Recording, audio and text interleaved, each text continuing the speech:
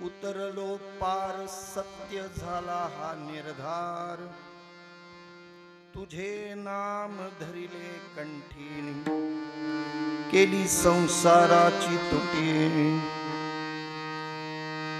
आता नोहे बाधा, आता नोहे बाधा कोणी विशी काही कदा, तुझे नाम धरिले कंठी, केली संसाराची तुटी। तुका म्हणे काही, तुका म्हणे काही, आता उरले ऐसे नाही,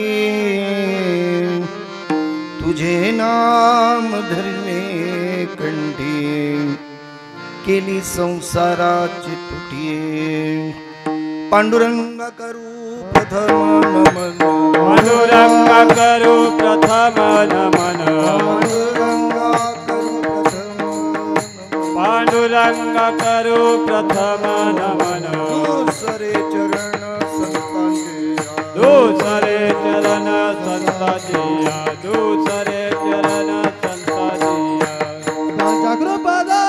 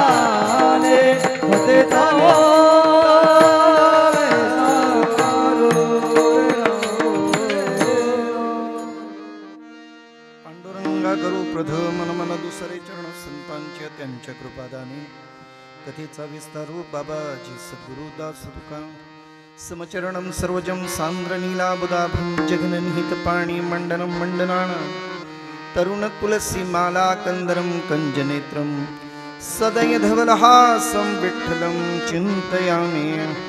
ब्रह्मानन्दं परमसुखदं केवलं ज्ञानमूर्ति द्वन्द्वातीतं गगनसदृशं तत्त्वमस्यादिलक्ष्यम् एकं नित्यं विमलमचलं सर्वधी साक्षीभूतं भावातीतं त्रिगुणरहितं सद्गुरुं तं नमामि। आता हृदया पुले चौफाळुनिया भले वरी चौपावले श्रीगुरूंची किंवा आत्मरूप गणेशू केली स्मरण होय सकळ विद्येची अधिकरण तेची बंधू श्री चरण श्रीगुरूंची जयाचेने आठवे शब्द सृष्टी अंगवे जे सारस्वता गवे जीवेसी वक्तृत्व गोडपणी अमृताती पारुणेने रस होती ओळंगणी अक्षरासी भावाचे अवतरणावतरती खूण देहाता चढे संपूर्ण तत्वभेद श्री गुरुचे पाय हृदयी दिवसीत जाय एवढे भाग्य होय उन्मेषासी ते नमस्कारोनी आता जो पिता महाचा पिता लक्ष्मीचा भरता ऐसे म्हणे नमो ज्ञानेश्वरा निवृत्ती उदारा सोपांबिम मुक्ताबाई नमो त्रिभुवन पावनी अद्यत्र जननी देवाची हे अलंकापुरी रम्य सिंहासनस्थं पदांभुज तेजस्फुरित प्रदेशं विधेन्द्रादिदेवैः सदा स्तूयमानं समाधिस्थमूर्तिं भजे ज्ञानदेवं नमामि सद्गुरुं शान्तं सच्चिदानंद विग्रहं पूर्ण ब्रह्म परानंदम्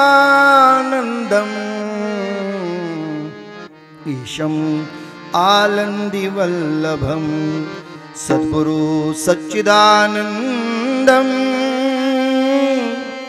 केवलं करुणाकरं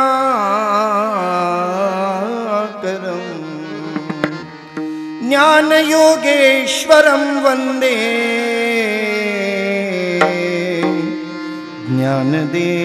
ज्ञानदेव पुनः पुनः मस्तक हे पाया मस्तक हे पायावरी मस्तक हे पायावरी मस्तक हे पायावरी यावर करी संतांचा यावर करी संतांचा यावर करी संतांचा यावर करी संतांचा यावर करी संतांचा यावर करी संतांचा मस्तक हे पायावरी यावर करी संतांचा यावर करी संतांचा यावर करी संतांचा मस्तक हे पायावरी वार करी संतांचा यावर करी संतांचा यावर करी संतांचा मस्तक हे पायावरी यावर करी संतांच्या. उपस्थित प्रेमळ संत सज्जन हो, आपणा सर्वांच्या अर्थात भगवत चिंतन प्रित्यर्थ कार्यक्रमाच्या अंतर्गत नियोजित वेळेतील नियोजित सेवेअंतर्गत निवडलेला अभंग देहूचे सुप्रसिद्ध साधू जगद्वंद्य जगद्गुरु श्रीमंत तुकोबाराय यांचा 4 चरणाचा भगवान परमात्म्याशी सुसंवाद साधणारा अभंग आहे. ज्या साधनेच्या बळावर जगद्गुरु तुकोबारायांनी काही सिद्धांतापर्यंत अर्थात निर्धारापर्यंत जाऊन पोहोचले, तो निर्धार तरी तुकोबारायांचा नेमका कोणता होता? अभिप्राय व्यक्त करताना जगद्गुरु तुकोबाराय देवाच्या समोर उभे आहेत आणि देवाजवळ आपण केलेल्या साधनेच्या परिणामांचा विचार मांडतायत. नीट ऐका, प्रत्येक गोष्टीमध्ये जर यदा कदाचित आपल्याला सिद्धी प्राप्त करायची असेल तर त्याला साधना आणि उपासना ही अत्यावश्यक बाब आहे. जर आपण साधनाच करत नसू तर सिद्धीपर्यंत आपण जाऊ असं कदापि शक्य नाही. मग साधना या परमार्थातली कोणती असावी, कोणती असेल, ही साधू संत मायबाप्पांनी आधी केले मग सांगितले. तुकाराम महाराजांनी आपला अभिप्राय साधनेचा भगवान परमात्म्याजवळ व्यक्त केला. कशावरून? अभंगाचं 2रं चरण ऐका कसं आहे. तुझे नाम धरिले कंठी, ही क्रिया आहे, ही साधना आहे, ही उपासना आहे. तुकाराम महाराज म्हणतात, देवा तुझं नाव मी माझ्या कंठाशी धारण केलंय. आता त्याच्या परिणामाने मी काय झालोय तर केली संसाराची तुटी, माझ्या संसाराची पूर्णतः तुटी झाली, म्हणजे पुन्हा जन्म नाही रे आणि तुका म्हणे माझी भाक. आता या निश्चयावर पोचलोय देवा, माझ्या संसारातली ही तुटी म्हणजे संसार संपलं. संसार संपलं कशावरून हो? आता नो हे बाधा. या संसाराला येणाऱ्या ज्या कारणांचा निमित्त होतं ती बाधाच आता शिल्लक राहिली नाही.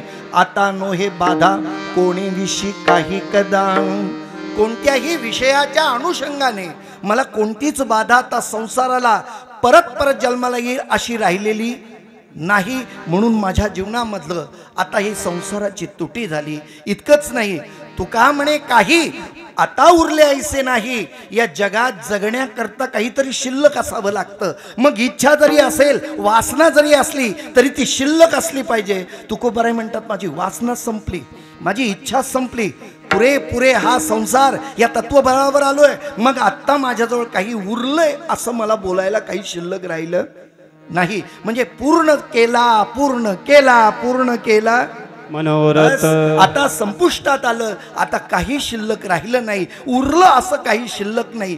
तुमचं आणि माझं उरलंय म्हणून आपण आहोत. माझं बोलणं कळलं ना? आपलं अजून उरलंय. किती उरलंय, कसं उरलंय, काय कुणाचं सांगता येत नाही. तुकोबाराय म्हणतात आता उरले ऐसे नाही आणि काहीच उरलं नाही. याचा अर्थ आता मला पुन्हा संसाराचा सिद्धांतच येत नाही. म्हणजे मी आता पूर्ण झालो, केली संसाराची तुटी. आणि याचा हा निश्चय माझ्या जीवनामध्ये असा अनुभूतीला आला, प्रत्ययाला आला. आणि म्हणूनच मी खात्रीने सांगतो, उतरलो पार या भवरूपी सागरातून मी आता उतरलो, पलीकडे आलो. सत्य झाला हा निर्धार. माझी खात्री झाली आहे, माझी सत्यता माझ्या जीवनात प्राप्तीला आली आहे. आणि म्हणून त्याच्यासाठी फक्त एकच केलंय, तुझे नाम धरिले विठाला.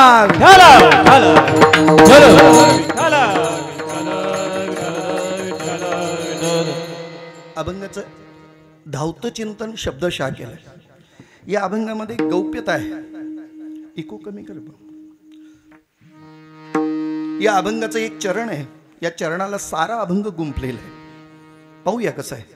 मला असं वाटतंय आपणही माझ्या बरोबर म्हणालात तर बरं होईल. म्हणाल ना? म्हणा आता माझ्या बरोबर. तुझे नाम धरिले कंठी, तुझे नाम धरिले कंठी, तुझे नाम धरिले कंठी. एवढं जरी तुकडा आज पाठ केलात, उद्या कीर्तनकार दुसरे आले आणि त्यांनी विचारलं कालचा कोणता अभंग होता तर एवढं तरी सांगा. म्हणून पाठ करून घेतलं. काय म्हटलंय? तुझे नाम. याच चिंतनामुळे, याच साधनेमुळे हा अभंग कसा मोठा झालेला दिसतो ते पहा. तुम्हाला फक्त मी असा हात केला की एकच वाक्य म्हणायचं. काय? तुझे नाम धरिले कंठी. तुकोबाराय देवाच्या समोर आहेत. देवाला सांगितलं, देवा केली संसाराची तुटी. याला कारण जर काय असेल तर आता नो हे बाधा. कारण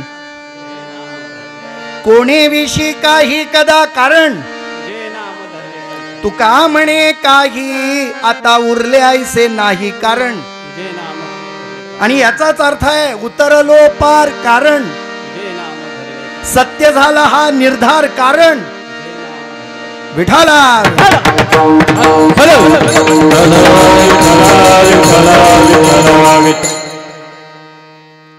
अजून तिसरं प्रत्यय लावतो. तिसरं अन्वय लावायचं झालं तर या अभंगाचे फक्त दोनच महत्वाचे आहेत. एक, देवाच्या उपासनेबद्दल केलेलं नामचिंतन, ह्या कारणामुळे हे, आणि याच नामस्मरणामुळे परिणाम जो निर्णयात्मक झाला, संसारच संपला, या वक्तव्याला पुष्टी देणारं असं चिंतन. ऐका आता थोडंसं. तुकाराम महाराज म्हणतात, देवा तुझे नाम धरिले कंठी. मी सतत तुझं भगवंता, तुझं नाव माझ्या कंठाशी धारण केलं. आता कंठाशीच का? तर त्याचं कारण आहे, माणसाच्या व्यक्तिगत जीवनामध्ये जर आपण अवलोकन केलं तर कंठी प्रेम दाटे, नयनी अंतःकरणामध्ये जर प्रेम कुठं निर्माण होत असेल तर कंठ. सद्गदित होतो तो काय? कंठ. तुमच्या अंतःकरणात भावना उसळून आलात तर कंठ दाटून येतो, म्हणजे तुमचं प्रेम ओसंडून येतं. आणि ते नाम सुद्धा भक्ती भावानं, प्रेमानं, आत्मीयतेनं, तन्मयतेनं जेव्हा घेतलं जातं ते धारण केलं जातं कुठं? कंठात. तुकोबाराय म्हणतात, देवा तुझे नाम धरिले कंठी, केली संसाराची तुटी. माझं तुझं नाव घेतलं, संसार संपलं. कशावरून? आता नो हे बाधा कोणेविषयी काही कदा. म्हणून संसाराची तुटी. तुका म्हणे काही आता उरले ऐसे नाही, म्हणजे संसाराची तुटी. आणि याची खात्री झाली म्हणून उतरलो पार विठाला.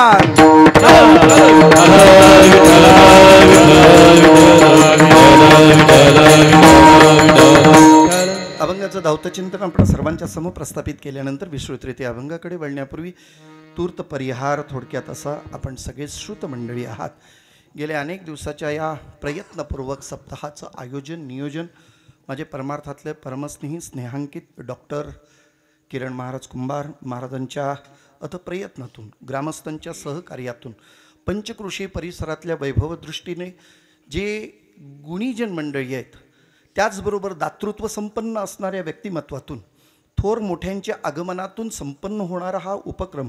त्यापैकी अर्थातच हे चौथं वर्ष वर्धापन दिनाच्या निमित्तानं श्री लक्ष्मीनारायण व श्री संत गोरोबा काका व श्री पद्मनाभा स्वामी मंदिर या मंदिरामध्ये अखंड नामयज्ञ सप्ताह व लक्ष्मीनारायण उत्सव संपन्न होत असताना या प्रथम दिनाची ही सेवा माझ्याकडे आली आहे. या कार्यक्रमाचं सर्व सूत्रसंचलन म्हणा, ज्यांचं नेतृत्व म्हणा, ज्यांचं मार्गदर्शन म्हणा, ज्यांची प्रेरणा तुमच्या माझ्यावर असलेली कृपादृष्टी त्यांनाही उल्लेखित करणं अत्यंतिक महत्त्वाचं आहे. त्यापैकी आपणा सर्वांचेच या परिसराचं एक वैभव म्हणून ब्रह्मभूत गुरुवर्य त्रिनयन स्वामी महाराज, सदाशिव स्वामी महाराज, अंबरधर स्वामी महाराज, गुरुवर्य शिवानंद स्वामी महाराज, नरेंद्र स्वामी महाराज, तसे नरेंद्रनाथ स्वामी महाराज यांच्या कृपाछत्राखाली सांप्रदायिक भारती गुरुवर्य आदरणीय हरिभक्तीपरायण जनार्दन स्वामी महाराज वाडेकर उर्फ बाप्पा. आता आम्हाला ते फार जवळचे असल्याकारणाने जरी आपण सगळे त्यांच्याशी अगदी सलगी करू शकतो. मला तरी असं वाटतं आम्ही वयाचं अंतर आहे की ज्ञानाचं अंतर आहे याकडे आमचे कधीच डोळे गेले नाहीत. आम्ही त्या दृष्टीने पाहिलं नाही. सखे ती मत्वा असं म्हटलं जातं. भगवान परमात्म्याचं नाही अर्जुनाचं नातं कसं असावं ना, कदाचित बाप्पांचं नाही माझं तसं असेल म्हणायला मला तरी ते वावगं वाटत नाही. बाप्पांच्या मार्गदर्शनातून संप्रदाय भारती अध्यक्ष सदानंद स्वामी महाराज व हरिभक्तीपरायण गोपाळ महाराज चव्हाण यांच्या कुशल नेतृत्वाने संपन्न होणारा हा नामयज्ञ सप्ताह. मी अभंगाकडे लगेचच वळतो कारण फार उशीर करत नाही. मानवी जीवनामध्ये तुम्ही आणि मी भक्ती करतो, परमार्थ करतो, नामस्मरण करतो, यात वावगं काही नाही आणि ते करणं तुम्हाला क्रमप्राप्त आहे. तुमची आणि माझी जर वैयक्तिक जीवनशैली पाहिली, तुम्हाला आणि मला देवानी देह दिला कशासाठी तर त्याचे कारण मीमांसा मी फक्त एक वाक्यात फक्त सांगतो, विस्तार करत नाही. देवे दिला देह आता तरी आपल्या लक्षात आलं असेल देवानी देह आपल्याला कशाला दिलाय? भजनासाठी दिलाय. एवढं तर आपल्याला कळलं. चला, दिले इंद्रिय हातपाय कान डोळे मुख बोलाया वचन जेणे तू जोडसी नारायण नासे जीवपण भवरोग. म्हणजे इंद्रिय दिली ती सुद्धा भगवंत प्राप्तीसाठी. त्याचबरोबर जेणे हा जीव दिला दान तयाचे करीन चिंतन जगज्जीवन नारायण गायीन गुण तयाचे. जो हा भिवरेच्या तिरी कटधरोनी करी पाऊले समची साजरी. महाराज अंतरी धरोनी राहेन. या तीनही गोष्टीमध्ये आपण जर पाहिलं तर तुम्ही आणि मी भक्ती करतो, नामस्मरण करतो, चिंतन करतो, सप्त्याला जातो, गाथा पारायण करतो, काकड आरती करतो, वारी करतो, दिंडे करतो, काकडा करतो. कौतुक करण्याचं कारण नाही. काय बोललो मी कळलं का आपल्याला? कौतुक करण्याचं कारण नाही. कारण दिलंय आता तरी कबूल करा सगळ्यांनी. इथं बसल्या बसल्या मंडपातून बाहेर गेल्यावर नंतर बोलू आपण. दिलंय कशासाठी? भक्तीसाठीच, परमार्थासाठी. मग आम्ही जर परमार्थ करण्याकरता भगवंतांनी दिलेले शरीर, पण आपण मात्र त्या भक्तीच्या राहत नाही. चला ज्ञानोबरायांची ओवी ऐका. पाहे पा शरीराची या गावा जया आले लागी पांडवा तो कार्यार्थू अगवा सांडोनिया. विषय ग्रामीच्या राजबिंदी अहमतेची जल्पव्याधी विकारांतरांची मांदी मिळविताती. ज्ञानोबा गोड चिंतन करतात. अरे भगवंत परमात्म्यांनी सुद्धा हेच सांगितलं, हे शरीर तुम्हाला मी दिलंय कशासाठी? भक्तीसाठी, परमार्थासाठी, नामस्मरणासाठी दिले. यात नवल नाही. दिल्यानंतर त्याचा उपयोग त्या पद्धतीने झाला पाहिजे. तुमच्या आणि माझ्याकडनं वर्षभर आता या 4 दिवसाचा 2.5 दिवसाचा सप्ताह संपला नाही. कळलं ना तुम्हाला की ती ज्ञानेश्वरी एकदा बंद केली की पुढल्या वर्षाशिवाय नाही उघडाची नाही म्हणतात लोक. असं नाही महाराज, हे सगळं आपल्याला करणं गरजेचं आहे, क्रमप्राप्त आहे. तुम्ही आणि मी करणं हे कर्तव्य म्हणून आपल्याला केलंच पाहिजे. मी परत एक वाक्य वेगळ्या पद्धतीने बोलतो, बघा कसं म्हणतंय ते. आई वडिलांची सेवा करणं हे तुमचं काय आहे, आणि नाही केलं तर कर्तव्य म्हणजे तुम्हाला केलंच पाहिजे हेच म्हणायचंय ना तुम्हाला. नाही केलं तर दोष लागेल. तुम्ही बाकी नाही काही केलं तरी चालेल. या सकळ तीर्थाचे निधुरे जी का माता पितरे तया सेवेशी किर शरीरे लोण किजे. सगळं तीर्थांचं तीर्थराज हे आई वडील आहेत. चला आम्ही का मला फक्त कर्तव्य म्हणून सांगायचंय, केली त्यात नवल नाही, ते तुमचं आणि माझं काय आहे कर्तव्य आहे, ते तुम्हाला आणि मला करावंच लागेल. तसं परमार्थ तुमच्या आणि माझ्या दृष्टीने तो करण्यासाठी नवे नवे ज्ञानोबराच्या दृष्टीने आपण सांगू. देख मनुष्य जात सकळ जे स्वभावता भजनशील झाले असती केवळ माझे ठाई. भगवान परमात्मा म्हणतो अर्जुना, अरे हे सगळं मनुष्य जात आहे ना, मी निर्माण केलं ना, त्याला कारण आहे काय, भागवत वाचा. भागवतात त्याचं सलग उत्तर आलेलं आहे. हेची जाणावं या निज स्वरूपाते पूर्वी तेने श्री अनंते निज मायेचे नि हाते केली बहुते शरीरे. एके केली खेचरे, एके केली भूचरे, एके केली जळचरे. चरे अचरे ती एके वृक्ष सर्प पशु दंश राक्षस पिशाच बक हंस मच्छ कच्छादि विशेष सृजी बहु वस योनी ते 80-84 लक्ष योनी सजोनी पाहे परतोनी तव निजात्म प्राप्ती लागोनी न देखे कोणी अधिकारी. आईसे देखोनी सृष्टी ते सुख न वाटे देवाते तव मानवी प्रकृती ते आदरे बहुते निर्मिली. वाचा ना. देवाला असं वाटलं 84 लक्ष योनी निर्माण केली, यातला कोणतरी माझी दिंडी घेऊन येईल, माझं भजन करेल, कीर्तन करेल. कोणीच नाही करेल. सगळे प्राणी बघितले, देवाला असं वाईट वाटलं, अरे हे आईसे देखोनी सृष्टी ते सुख न वाटे देवाते. मग देवाला वाटलं तव मानवी प्रकृती ते आदरे बहुते निर्मिली. देवाने आदर व्यक्त करत तुम्हाला आणि मला घडवलं. आता तरी लक्षात घ्या, जर देवाने आम्हाला घडवलंय, भजनाकरता लावलंय, मग भजन हे आम्हाला केलंच पाहिजे. मग करायचं असेल तर नेमकं भजन कसं करायचं, आता महत्वाच्या मुद्द्याकडे येऊ.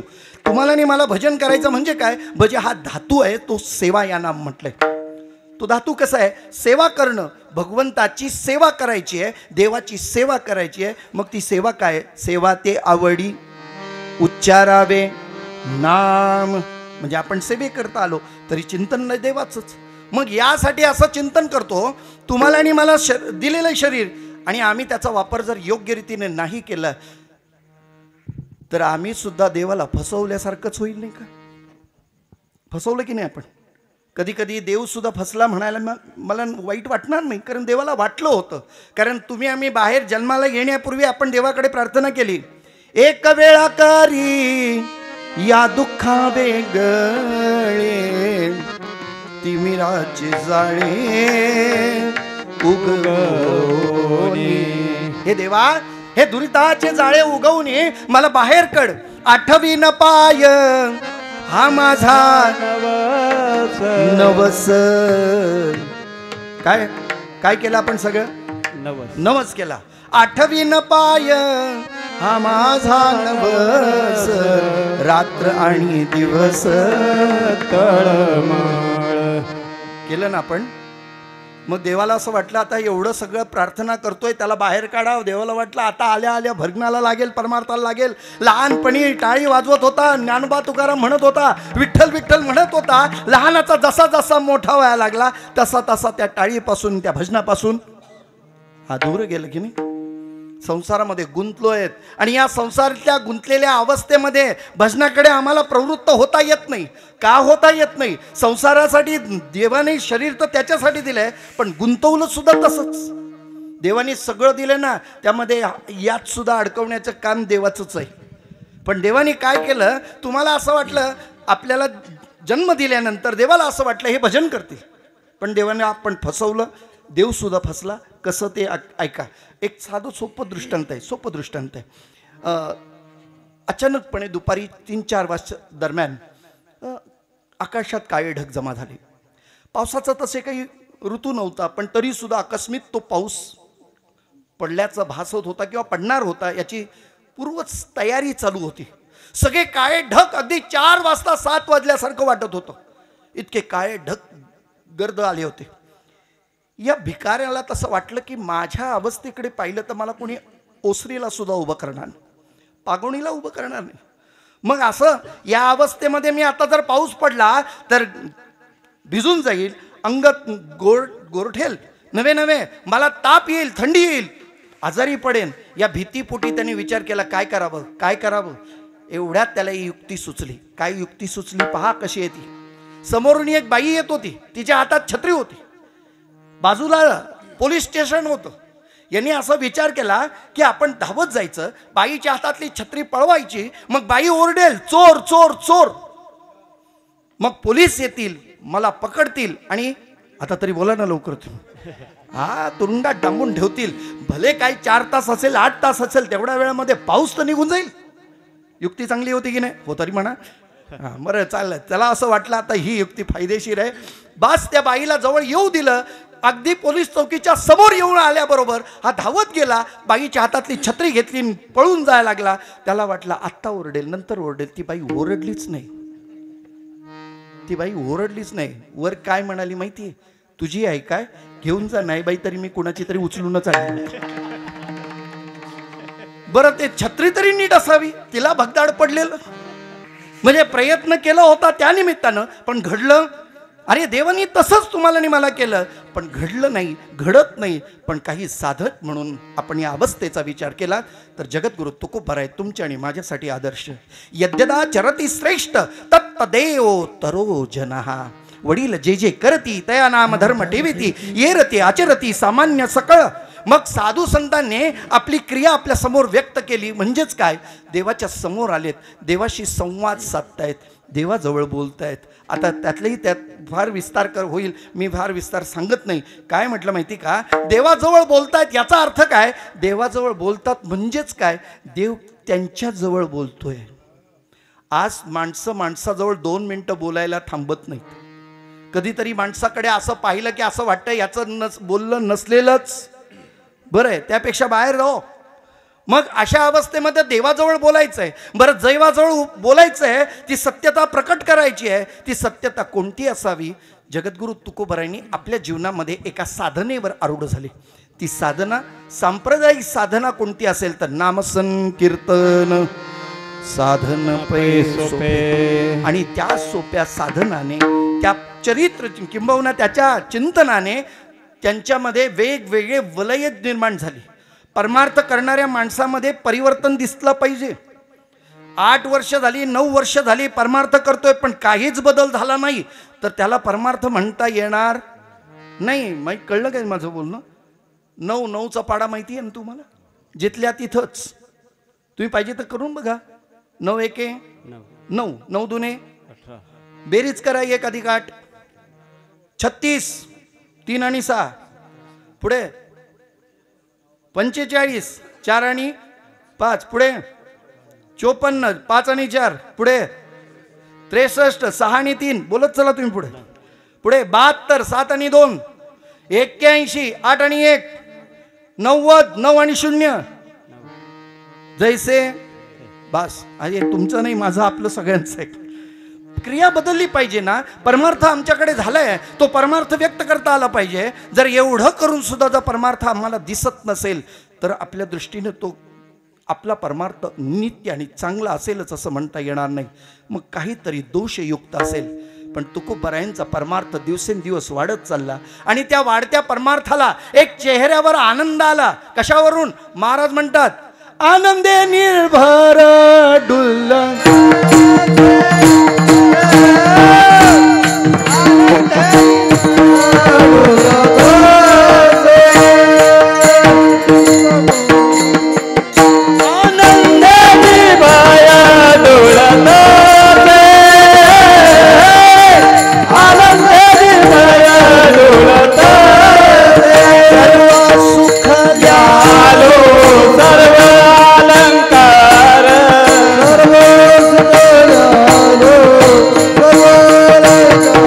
आ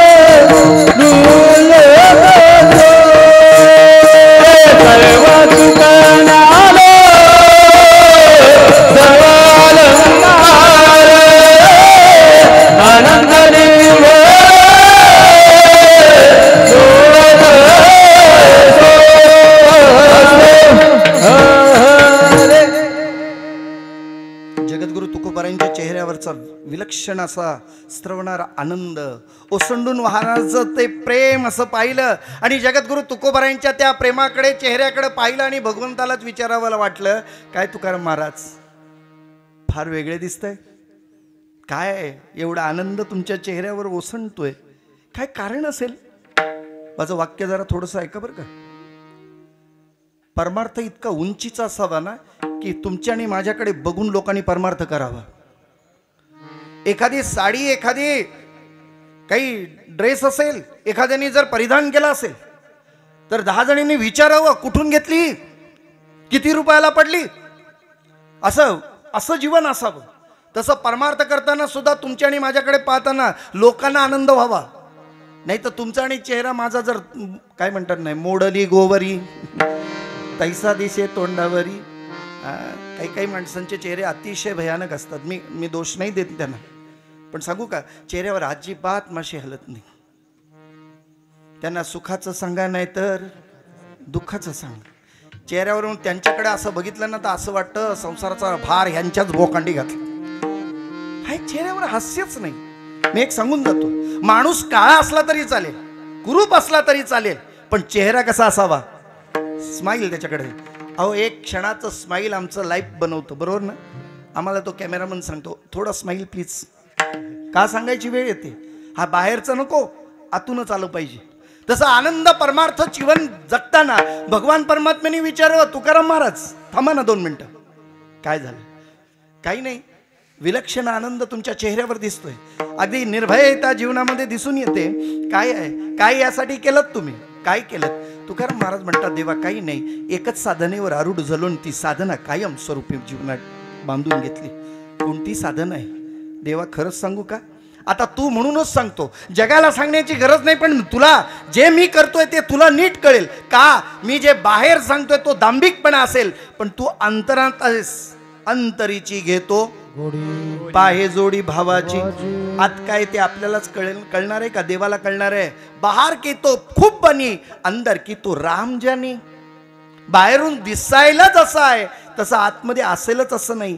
पण ते आत असल्यानंतर भगवान परमात्म्याने विचारत, तुकाराम महाराज काय आहे जीवनामध्ये एवढा आनंद, काय केलं त्यासाठी?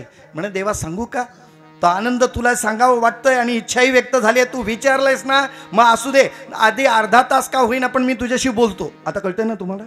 हा, बस अर्धा तास का होईना पण तुला सांगणार आहे. काय सांगणार आहे? हे देवा, तुझ्या नामाव्यतिरिक्त मी दुसरं काहीच केलं नाही. हे अभंगाच्या 2य चरणामध्ये तुझे नाम धरले कंठी, तुझे नाम धरले कंठी, तुझे नाम धरले कंठी, तुझे नाम धरले कंठी, तुझे नाम धरले कंठी, तुझे नाम धरले कंठी.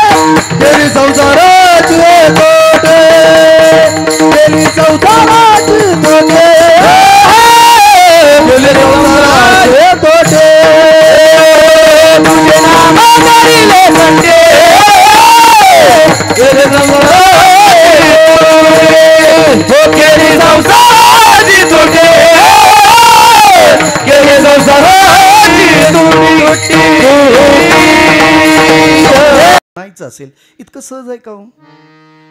देवाचं नाव मुखावाटे येण्यासाठी काय काय लागतं? तिळ तिळ पुण्य साच पडे, तरी बहुत जन्मी जोडे, नाम तुझे वाचेसी अतुडे, समागम घडे संतांचा. केवढं पुण्य असावं लागतं हो देवाचं नाम मुखात येण्याकरता. बहुत सुकृताची म्हणून विठ्ठल यावडी त्याच्या मुखी अरे पैठा होया, त्याच्या मुखी अरे पैठा होया, त्याच्या मुखी अरे पैगा होया, त्याच्या मुखी अरे पैगा होया. अनंत जन्मीचे सुकृत पदारे, अनंत जन्मीचे सुकृत पदारे, अनंत जन्मीचे सुकृत पदारे, अनंत जन्मीचे सुकृत पदारे. त्याचे मुखी हरी पैठा होया, त्याचे मुखे हरे पैठा होया, त्याचे मुखी हरे पैठा होया, त्याच्या मुखी हरी पैगा होया, त्याच्या मुखी हरी पैदा होया रे, होया रे.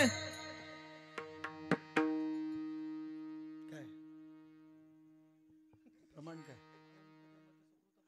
अनंत जन्माचे सुकृत पदरी, त्याच्या मुखी हरी पैठा होय.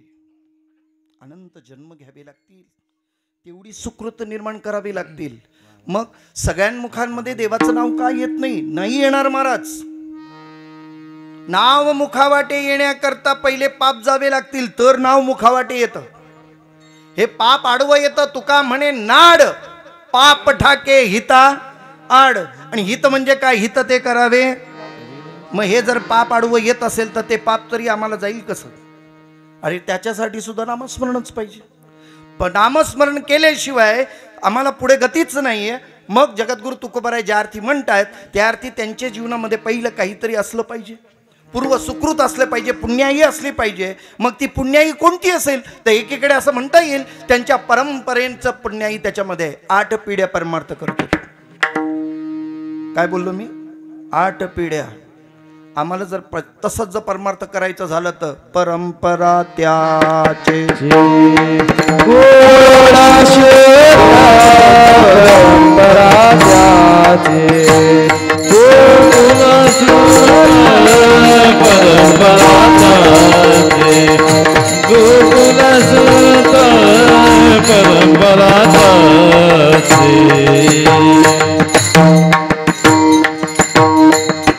ज्ञानदेव म्हणे नाम जपा हरीचे.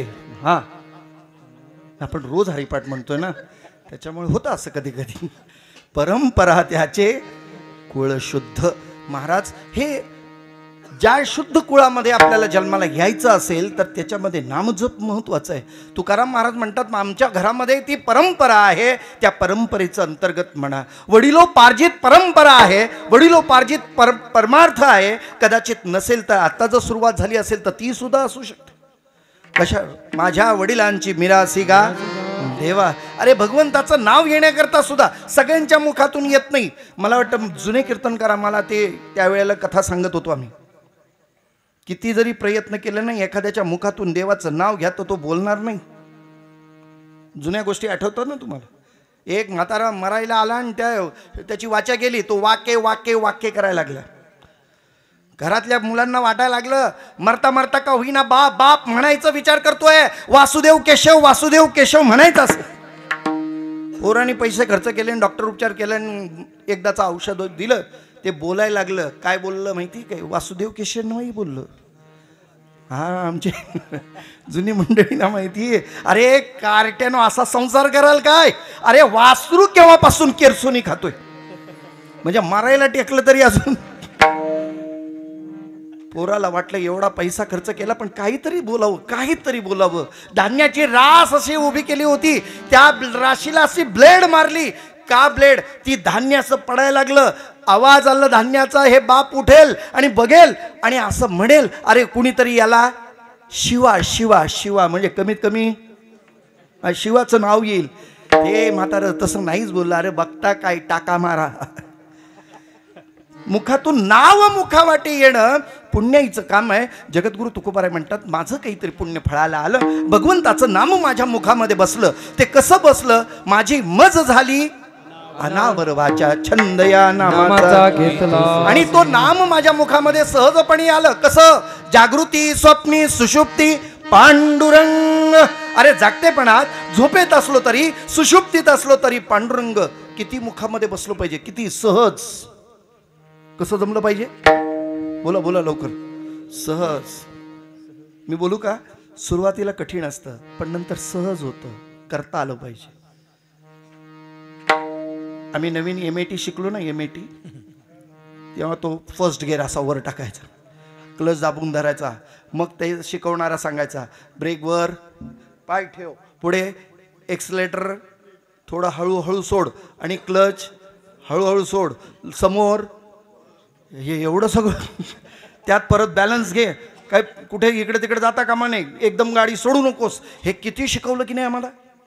सुरुवातीला तसं झालं, पण नंतर आता एवढी सवय झाली. आता बोला लवकर. आता काय फर्स्ट गिअर सेकंड गिअर बघत तुझी गाडीला किक मारली, भर गेली लगेच. सहज होतं. केलं पाहिजे, सहजपणे होता आलं पाहिजे. किती सहज असेल, अगदी बोलू का, झोपेत सुद्धा नामस्मरण आलं पाहिजे. एका साधं उदाहरण देतो, म्हणजे तुम्हाला जास्त विस्तार नाही करतोय. सोपं उदाहरण आहे. एका गावामध्ये सप्ताह होता. ग्रामस्थ मंडळींनी सांगितलं, आता इथे माणसं नाहीत, मुंबईला राहणारी माणसं आहेत, त्यामुळे इथे आता काही अल्पशा माणसांमध्ये हा सप्ताह करता नाही येणार. नामस्मरणाचा काहीतरी आपण कॉन्ट्रॅक्ट देऊन टाकू.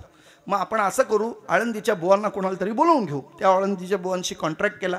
काही $1.5 लाख त्यांना द्यायचं ठरलं. 3.5 दिवसाचा सप्ताह करायचा. सप्त्यामध्ये वीणासुद्धा त्यांनीच घ्यायचं आहे, पारायण बोलत चला तुम्ही, प्रवचन त्यांनीच करायचं, हरिपाठ त्यांनीच करायचं, कीर्तन त्यांनीच करायचं, जागर त्यांनीच करायचं, पारासुद्धा त्यांनीच घ्यायचा, काकड आरती त्यांनीच करायचं. बुवा आम्ही येऊ, काही 2 ऐकू तुमचे शब्द, जेवून आमच्या घरी जाऊ. गावकीचा नियम होता. गावकीच्या नियमाप्रमाणे पैसे काढले, त्या कॉन्ट्रॅक्टर म्हणजे त्या महाराजांना दिले.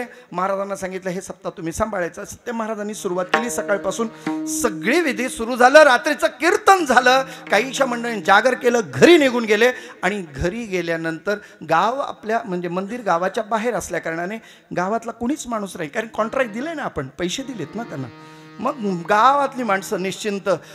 रात्रीच्या 1 वाजता का 1:30 वाजता एका गृहस्थाला जाग आली आणि त्यांनी विचारलं, का रे टाळ वाजत नाही, वीणा वाजत नाही, नामस्मरणाचा आवाज येत नाही, मग काय चालू आहे की नाही, अखंड वीणा पहारा चालू आहे की नाही, जाऊन पाहावं. 2 पावलं चालत तो तिथपर्यंत आला. बघतात तर काय, सगळी त्यांचे विद्यार्थी झोपलेले होते गुरुजींसहित. वीणा खुंटीला, टाळ त्याच्या जागेवर, काही नामस्मरण नाही, काही नाही. तो रागात आला. $1.5 लाख कबूल केले होते आणि आता तुम्हाला हे करता येत नाही. 3-3.5 दिवसाचा सप्ताह आमचा करायचा होता. अखंड वीणा पारा कुठं आहे? त्यांनी मेन मुख्य प्रमुखाला उठवलं. म्हटलं उठा, अखंड नामस्मरण कुठे आहे? ते उठलेलं माणूस सांगायला लागले चालू आहे. तो म्हणे कुठे चालू आहे? वीणा तिथं खुंटीला आहे, टाळ इकडे या बाजूला आहे. मग कोण नामस्मरण करतोय? म्हणे सगळे नामस्मरण करतात. म्हणजे कशावरून? म्हटलं घ्या काठी, मारा यातल्या कुठल्याही एका मुलाच्या पायावर. आणि खरंच त्याला राग आला होता. त्यांनी ती छडी घेतली. समोर एक लहानसं लेकरू झोपलं होतं, त्याच्या पायावर छडी मारली. अरे ते पोरगं उठलं ना, रामकृष्ण हरी, रामकृष्ण हरी, रामकृष्ण हरी. कळतं ना आपल्या सगळ्यांना कसं उठलं? रामकृष्ण हरी, रामकृष्ण हरी. आई बै नाही म्हणाला ते. मग आई न बोलता त्यांनी रामकृष्ण हरी म्हणायला सुरुवात केली. म्हटलं याला म्हणतात अखंड हरिनाम. बर म्हणे तुम्हाला अजून प्रत्यय बघायचा आहे. हा तुमचा गावातला गवारी आहे, जरा त्याच्या एक झोड घाला. त्यालाही वाटलं असता तो पण मंदिरातच आहे, त्याचा पण संग लागला तर तो पण रामकृष्णरीच म्हणेल. पाहू तर खरं. एक काठी मारली, ज्यांनी मारली त्याचा एक पितर खाली नाही राहिलं. खालचे वर गेले आणि वरचे खाली आणले. आता त्याचं लक्षात आलं असेल काय म्हणून सुरुवात केली असेल त्यांनी. कुठले श्लोक मंत्र नाहीत. बस समजून घ्या आता. हे कशातून निर्माण झालं? अंतःकरणामध्ये जी वृत्ती मनोवृत्ती निर्माण होते ती बाहेर येते. अंतरीचे धावे स्वभावे बाहेरी, अंतःकरणामध्ये भगवंताचं नामस्मरण बसलं असेल, पैठा होय, पैठा होय, तोच बाहेर येतो, अन्यथा येत नाही. तुकाराम महाराज म्हणतात आमच्याही जीवनामध्ये जन्मोजन्मी आम्ही बहु पुण्य केले. जन्मच्या जन्म आम्ही पुण्य केलं. इतकंच नाही, माझ्या ज्ञानोबरायांची ज्ञानेश्वरी उघडा. ज्ञानोबराय सुद्धा स्वतःचा पुण्य गौरवजानी सांगतात. माझी या सत्यवादाचे तप वाचा केले बहुत कल्प, तेची फळासी महाद्वीप पातले प्रभू. अरे पुण्याशिवाय हे सगळं घडत नाही. तुकाराम महाराज म्हणतात माझ्या मुखामध्ये भगवंताचं नाम इतकं बसलं की आता कुठे आहे, कसा आहे, कोणत्या अवस्थेत आहे माहिती नाही. तुझे नाम धरिले कंठी. त्याचा परिणाम काय? केली संसाराची तुटी. संसार संपला माझा देवा. म्हणे कशावरून संसार संपला? कारण आहे महाराज, जन्माला येण्याचं कारण जे असतं ती सगळी कारणं नामस्मरणाने बाद होतात. 3 कारणं प्रमुख शास्त्रकारांनी सांगितलीत. 3 कारणं लक्षात ठेवा. जन्माला येण्याचं पहिलं कारण आहे पाप. जन्माला येण्याचं दुसरं कारण आहे वासना. आणि जन्माला येण्याचं तिसरं कारण आहे कर्म. या 3ही गोष्टीमुळे जन्माला यावं लागतं. आता नामस्मरण केल्याचा परिणाम वसो न सके पाप, जाय त्रिविधतो ताप. ऐसे विठोबाचे नाम उच्चारिता खंडे, जन्म केली संसाराची तुटी. म्हणजे पाप गेलं. चला आता पुढे वासना म्हटली तर धन्य हरी रंगी गुंतल्या वासना, उदास त्या सुना गवळी यांच्या. धन्य हरिरंगी गुंतल्या वासना. वासनाच हरिरंगी झाल्या, जन्म नाही रे. आणि कर्म म्हटलं तर सहज कर्मेती झाली ब्रह्मार्पण. सहज कर्मेती झाली ब्रह्मार्पण. जननो हे हा अवघा जनार्दन. जननो हे हा अवघा जनार्दन. ऐसे ऐकता निवती साधुजन. ऐसे ऐकता निवती साधुजन. एका जनार्दनी बाणली निज खूण. झाली संध्या संदेह माझा गेला. आत्मा राम हृदयी प्रकटला. म्हणून जन्म नाही. अरे देवा, जन्म संपलं म्हणजे संसार संपला. कशावरून? पुनरुपी जननम पुनरुपी मरणम पुनरुपी जननी जठरे शयनम. इह संसारे खल दुस्तारे कृपया पारे पाहे मुरारे. भज गोविंदम भज गोविंदम भज गोविंदम. मूढमते. जन्माला येण्याचीच कारण संपली. म्हणून तुटेल धरणी. बोला, तुटेल धरणी. तुटेल धरणे. सुरुवात काढा. मला माहिती येणार नाही. ज्ञानदेव म्हणे नाम जपा आणि तुटेल धरणी. विठला विठला.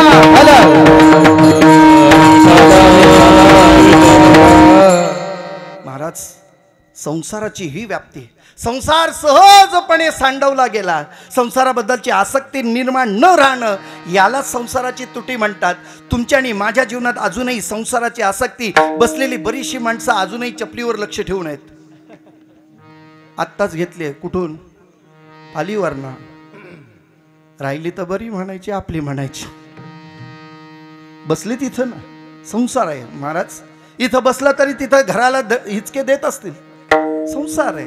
बसल्या बसल्या कुठं कुठं फिरून आली असतील. हा पण काय? अरे संसारच आहे. इथं तर म्हणतात तुटेल धरणी. अरे संसार केली संसाराची तुटी. केली म्हणजे नेमकी झाली काय? कशी झाली असेल ती? ती कशी झाली याचा अन्वय लावायचा झाला तर अभंगाचं 3रं चरण. आता न हे बाधा. आता न हे बाधा.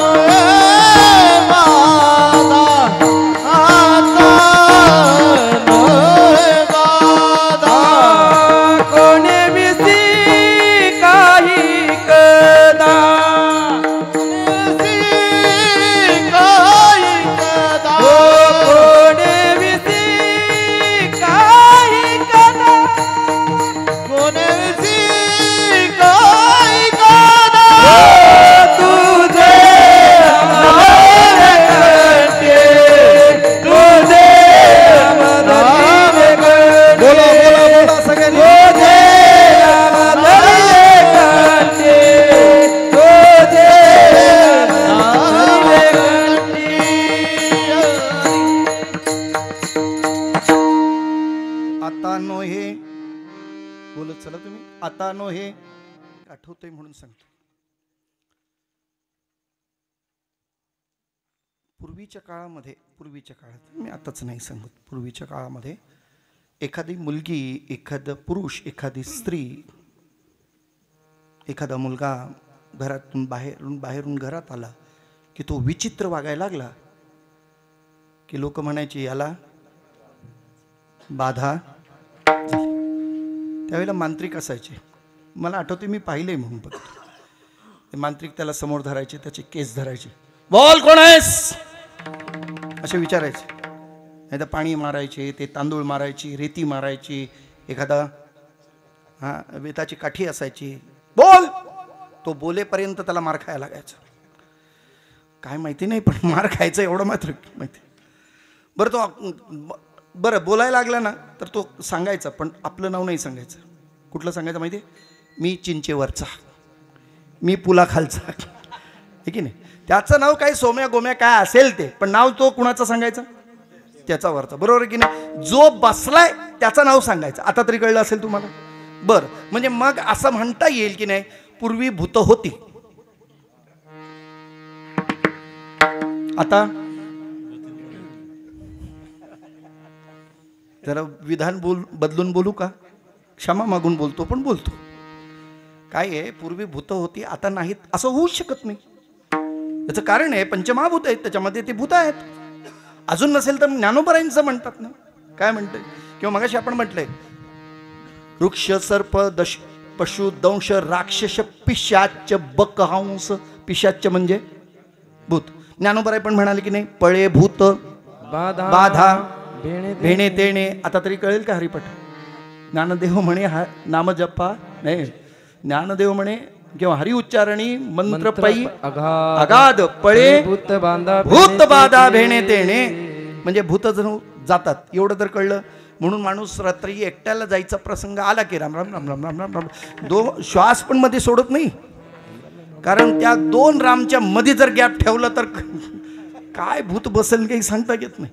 मी आता त्याच्या वेगळं बोलतो. पूर्वी भूत होती, ती माणसांवर बसत होती. मी काही बोलत नाही, तुम्हीच बोलून घ्या.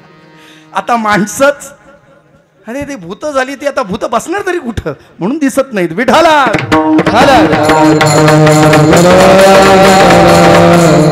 भूत घालवायची त्याच्यासाठी नामस्मरण बोलून की नाही. म्हणजे बाधा होते ती कशाची होते? भूत बाधा. म्हणजे बाहेरची असेल ती आतमध्ये येणं, याला काय म्हणतात? बाधा. तसंच विचार करा. आणखी दुसरी बाधा सांगतो. रात्रीच्या वेळेमध्ये किंवा कुठेही जाता येताना पायाला काहीतरी दंश झाला, म्हणजे कुठंतरी सर्पदंश झाला, तर त्या विषाची काय होते? बाधा होते की नाही बाधा? कारण विष तसं पहा कठीण आहे. कधी कधी तुम्हाला माहिती का, विंचू असतो की नाही, रात्री नाव घेऊ नये पण तुम्हाला कसं कळणार म्हणून मला सांगावं लागले. ते नांगी वर करून चालतं. त्यांनी जर एखाद्याला दंश केलं ना तर माणूस दगावण्याची शक्यता आहे. माझं बोलणं कळलं असेल तुम्हाला. आता ती बाधाच आहे. ही काय आली? विष बाधा. मग त्याला ते विष बाधा झाली आहे, सर्पदंश झाला आहे, मग त्याची बाधा झाली आहे. मग त्याला काय करतात? त्याला काहीतरी खायला देतात. बरोबर की नाही? कडू कारलं दिलं तर तो काय म्हणतो? गोड लागतं. साखर दिली तर काय म्हणतो? कडू लागते. कशाचा परिणाम झाला? बोला बोला लवकर. विषाची बाधा. त्याला काय झालंय? सर्पदंश झालाय. म्हणजे त्याच्या तोंडाची चव, बोलत चला तुम्ही, बदलली. बरोबर की नाही? तशी तुम्हाला आणि मला पण बाधा झाली आहे. संसार नावाचा सर्प आहे, त्याने आपल्याला दंश केलंय.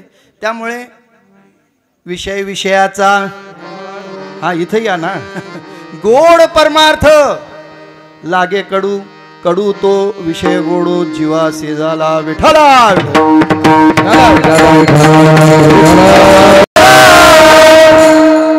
इकडे लक्ष द्या. तिथून आवाज आलाय मला. शांतता पहा. झाले तिकडे काय जे व्हायचं ते आली. सगळी माणसं इकडे आली. तुम्ही चिंता करू नका. कारण माणसाला उत्सुकता असते, काय झालंय? काही नाही, भांडं पडलं खाली, ते दुसरं काही नाही झालं. हां चला इकडे लक्ष द्या. काय झालंय? विष बाधा. आपल्याला पण काय झाली? बाधा. तोंडाची चव बदलली. काय झालं? गोड परमार्थ पण कडू वाटायला लागला, आणि कडू संसार तो गोड वाटायला लागला. ही झाली एक बाधा. पहिली बाधा सांगितली विषयाची. बरोबर. मग ती बाधा कशी आहे अजूनही मी तुम्हाला सांगतो. तसा विचार केला तर माणसाला बाधा व्हायची गरज नाही. काही सांगू तुम्हाला का नाही? त्याचं कारण आहे माहिती. तो विंचू आहे ना, तो जर एखाद्याला चावला तर माणूस दगावतो, इथपर्यंत सत्य आहे. पण तोच विंचू जर घरातून चालायला लागला आणि वरच्या पालीनं तिला जर बघितलं तर पाल वरून खाली येते. मी बघितलंय प्रत्यक्ष. आणि पाल त्या विंचवाला खाते. म्हणजे विंचवाचं विष पचवण्याची ताकद कुणात आहे? बोलत चला तुम्ही लवकर. पालीत आहे. असली पाल भिंतीवरनं चालता चालता वरून खाली पडली तर ती खालची कोंबडी तिला खाते. म्हणजे विंचवाचं विष कोण पचवतं? पाल. पालीचं विष कोण पचवतंय? आता सगळंच कीर्तनात सांगू टाइम चालू आहे. सगळ्या प्राणी कोण असेल तर? म्हणून मी एक वेळ म्हणतो कुत्रा चावलं तर बरं होईल, पण माणूस चावलं तर काही खरं नाही. चला जाऊ द्या. बाधा म्हटलंय, बाधा. चला, एक गोष्ट झाली, विषाची बाधा सांगितली. दुसरी भूताची बाधा झाली. काही काही वेळेला माणसं म्हणतात हो तो चंद्र किती पिवळा धम्मक दिसतोय. चंद्र पिवळा आहे का? काय आहे? पांढरा शुभ्र आहे, पण पिवळा दिसतोय. याचा अर्थ काय? बोला लवकर. आता त्याला काय झाली? कावीळ झाली. कावीळ ही त्याची काय आहे? बाधा. अशी किती बाधा सांगायची? प्रत्येक गोष्टीमध्ये विकृती दिसली की समजायची बाधा आहे.